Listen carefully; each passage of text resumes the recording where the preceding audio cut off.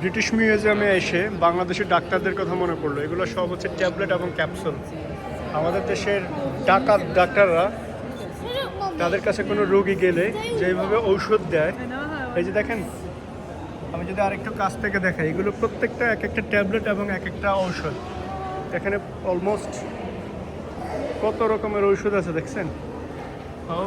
আমি যদি আপনাদেরকে দেখাই আরও কাছ থেকে,